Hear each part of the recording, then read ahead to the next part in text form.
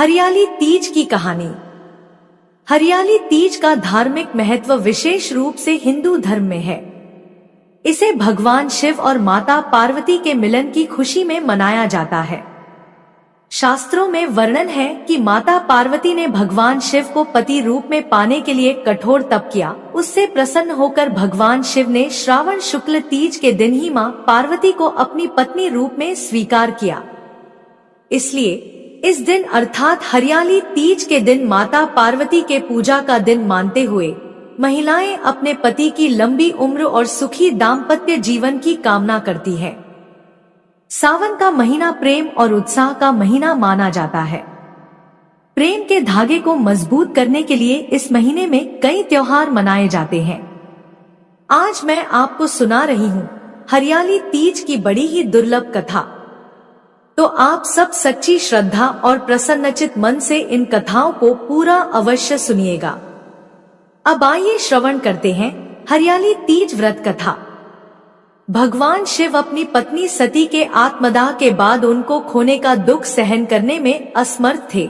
इस दुख के दौर में उन्होंने सांसारिक मामलों में रुचि खो दी और तपस्या में लीन हो गए। आदिशक्ति माता सती ने भगवान शिव शंकर को इस स्थिति से बाहर निकालने के लिए और भगवान शिव को पुनः पति के रूप में पाने के लिए 107 जन्म लिए, लेकिन वह असफल रही। उनका 108वां जन्म पर्वतराज हिमालय और रानी मैनावती की पुत्री पार्वती के रूप में हुआ। अपने 108वें जन्म में मां पार्वती के कठोर तप से प्रसन्न होकर सावन मास के शुक्ल पक्ष की तृतीया तिथि को भगवान शिव माता पार्वती के साथ विवाह करने के लिए तैयार हो गए। तभी से ऐसी मान्यता है कि इस व्रत को करने से माता पार्वती प्रसन्न होकर अखंड सुहाग का आशीर्वाद देती है। तीज के दिन महिलाएं भगवान शिव और देवी पार्वती का पूजन करती हैं तथा बिना खाए पिए पूरा दिन व्यतीत करती हैं। फिर अगले दिन सुबह स्नान और पूजा के बाद व्रत पूर्ण करके भोजन को ग्रहण करती हैं। एक बार भगवान शिव ने जन कल्याण के लिए मां पार्वती को उनकी कठिन तपस्या का स्मरण कराते हुए तीज की कथा सुनाई थी। भगवान शिव कहते हैं, हे पार्वती, पर्वत राज हिमालय पर गंगा के किनारे तुमने अपनी बाल्य अवस्था में अधोमुखी होकर कठिन तप किया था। इस अवधि में तुमने अन्न ना खाकर केवल हवा और सूखे पत्तों का सेवन किया। मन की शीतलता में तुमने निरंतर जल में प्रवेश करके तप किया था। वैशाख मास में जल देने वाली गर्मी में पंच अग्नि में शरीर को तपाया। सावन मास की मूसलाधार वर्षा में खुले आसमान के नीचे बिना अन्न जल ग्रहण किए तुमने काफी समय व्यतीत किया। तुम्हारी इस कठिन तपस्या को देखकर तुम्हारे पिता बहुत दुखी और नाराज होते थे। तब एक दिन तुम्हारी तपस्या और तुम्हारे पिता की नाराजगी को देखकर नारद जी तुम्हारे घर पधारे।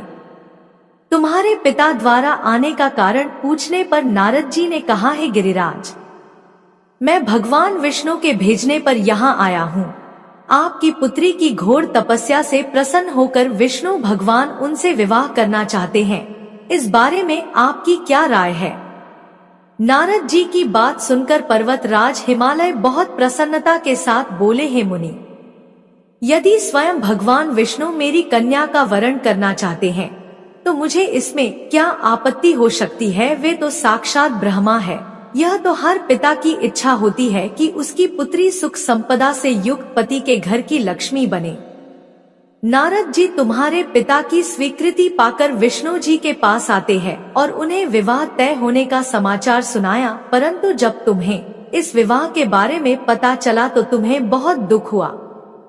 तुम्हें इस प्रकार से दुखी देखकर तुम्हारी एक सहेली ने तुम्हारे दुख का कारण पूछा।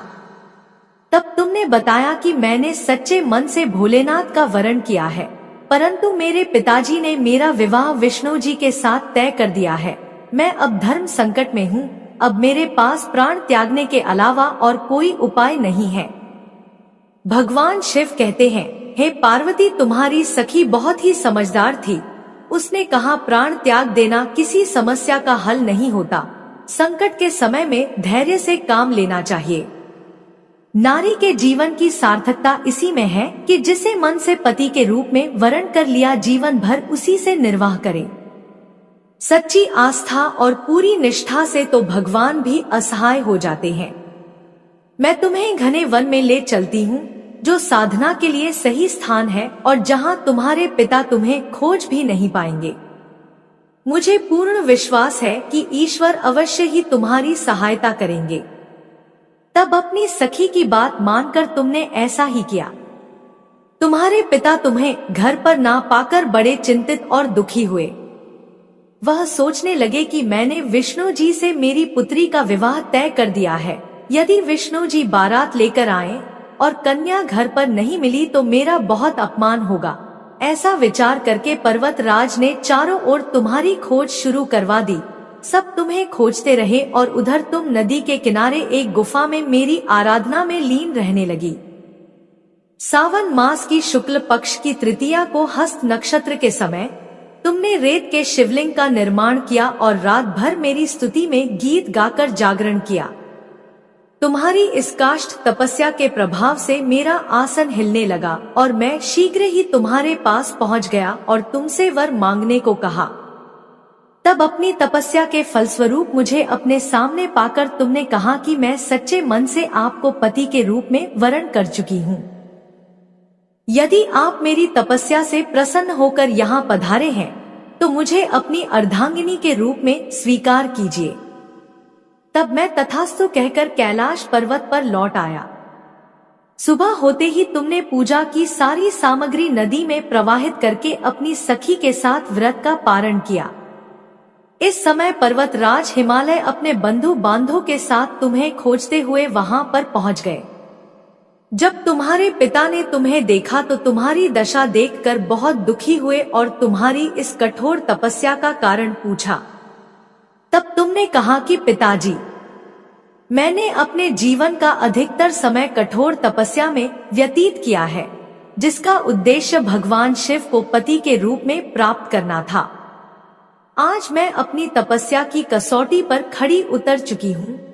आज मेरी तपस्या सफल हो गई है, क्योंकि आप मेरा विवाह विष्णु जी के साथ करने का निश्चय कर चुके थे, इसलिए मैं अपने आराध्य की तलाश में घर से चली गई। अब मैं आपके साथ घर इसी शर्त पर चलूंगी कि आप मेरा विवाह भगवान शिव जी के साथ करेंगे। तब पर्वतराज हिमालय ने तुम्हारी इच्छा को मान लिया और तुम्हें घर वापस ले गए। कुछ समय बाद उन्होंने पूरे विधि विधान के साथ हम दोनों का विवाह करवाया।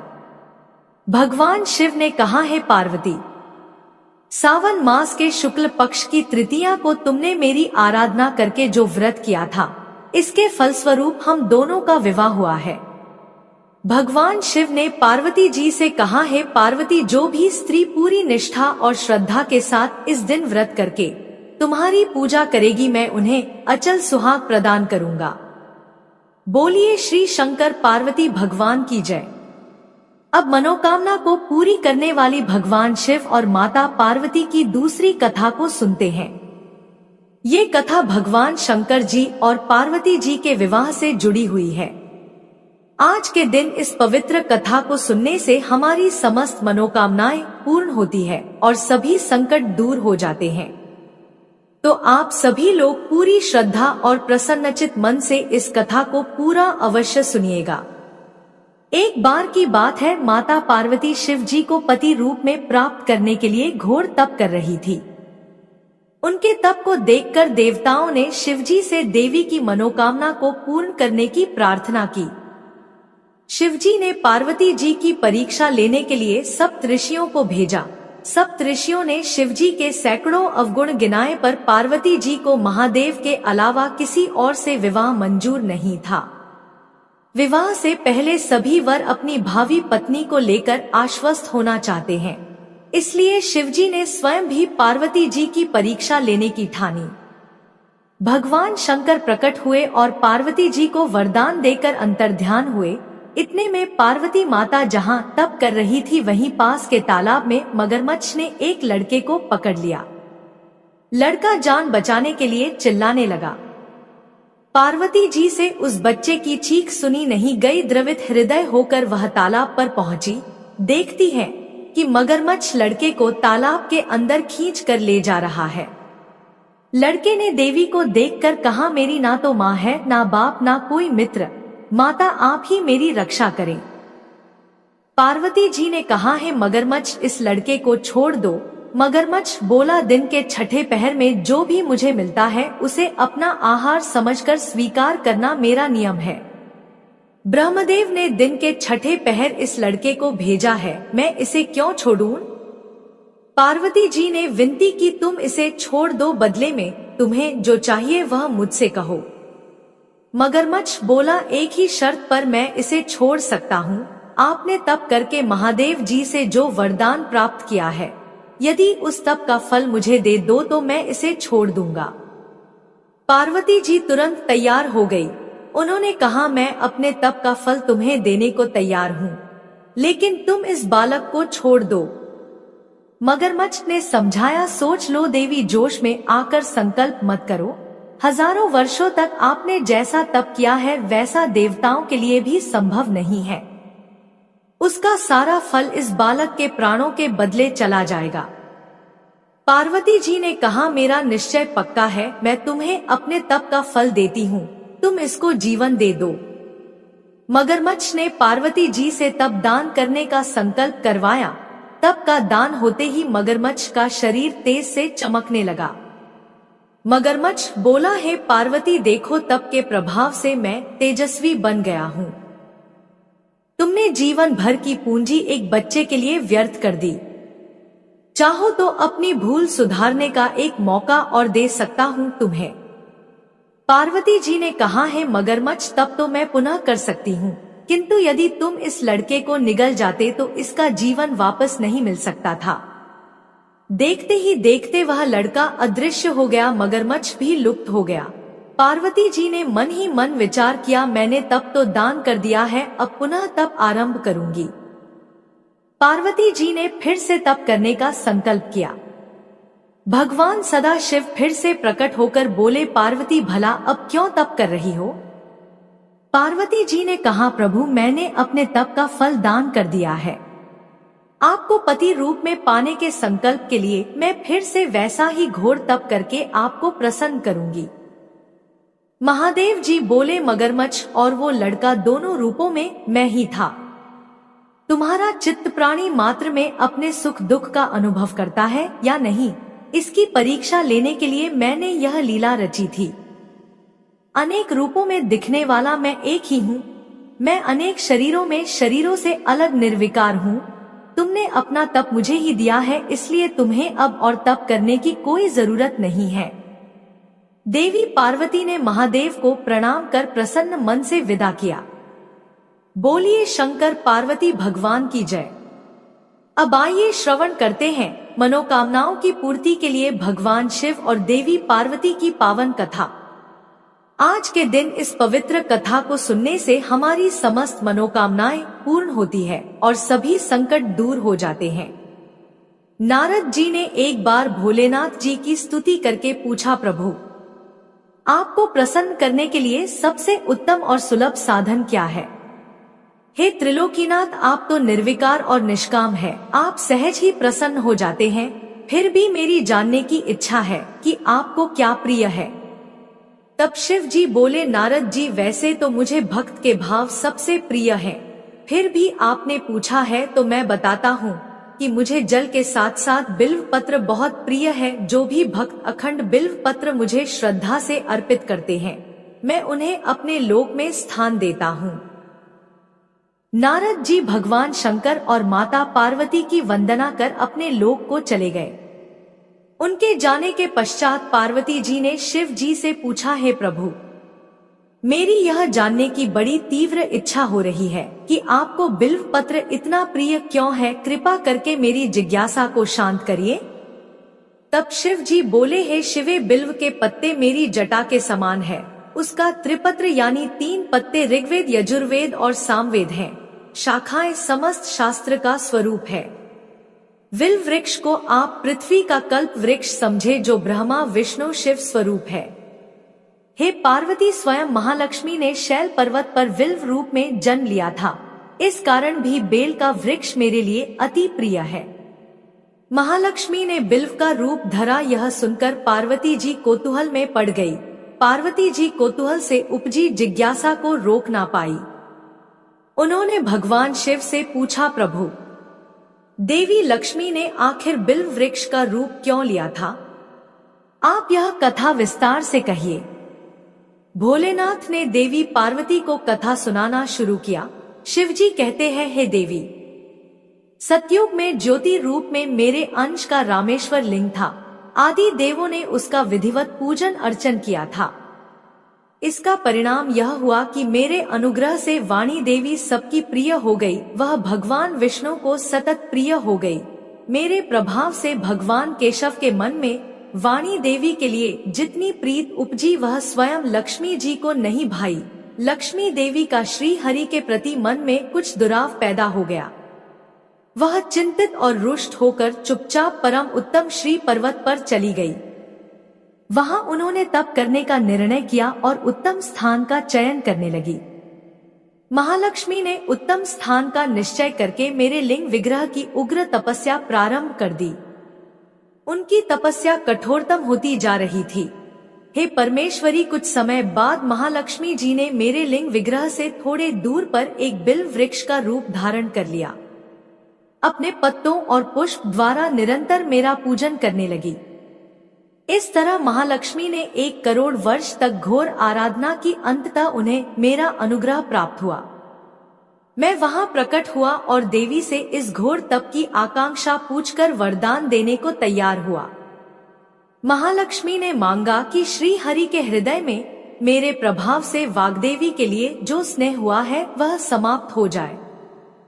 शिव जी बोले, मैंने महालक्ष्मी को समझाया कि श्री हरि के हृदय में आपके अतिरिक्त किसी और के लिए कोई प्रेम नहीं है। वाग्देवी के प्रति उनका प्रेम नहीं अपितु श्रद्धा है। यह सुनकर लक्ष्मी जी प्रसन्न हो गई और पुनः श्री विष्णु के हृदय में स्थित होकर निरंतर उनके साथ विहार करने लगी। शिव जी कहते हैं, हे पार्वती, महालक्ष्मी के हृदय का एक बड़ा विकार इस प्रकार दूर हुआ था। इस कारण हरिप्रिया उसी वृक्ष के रूप में सर्वदा अतिशय भक्ति से भरकर यत्न पूर्वक मेरी पूजा करने लगी। हे पार्वती, इसी कारण बिल्व का वृक्ष, उसके पत्ते, फल, फूल आदि मुझे बहुत प्रिय है। मैं निर्जन स्थान में बिल्व वृक्ष का आश्रय लेकर रहता हूँ। बिल्व वृक्ष को सदा सर्व तीर्थमय एवं सर्व देवमय मानना चाहिए। इसमें तनिक भी संदेह नहीं है कि बिल्व पत्र, बिल्व फूल, बिल्व वृक्ष के चंदन से जो मेरा पूजन करता है वह भक्त मेरा प्रिय है। बिल्व वृक्ष को शिव के समान ही समझो। वह मेरा शरीर है जो बिल्व पत्र पर चंदन से मेरा नाम अंकित करके मुझे अर्पण करता है। मैं उसे सभी पापों से मुक्त करके अपने लोक में स्थान देता हूँ। हे देवी, उस व्यक्ति को स्वयं लक्ष्मी जी भी नमस्कार करती हैं जो बिल्व पत्र से मेरा पूजन करते हैं। जो बिल्व में मूल प्राण छोड़ता है उसको रुद्र देह प्राप्त होता है और ऐसे मन पर सदैव ही माँ लक्ष्मी की कृपा रहती है और साथ साथ भगवान नारायण की भी कृपा उसको सदैव प्राप्त होती है। हर हर महादेव, जय माता पार्वती।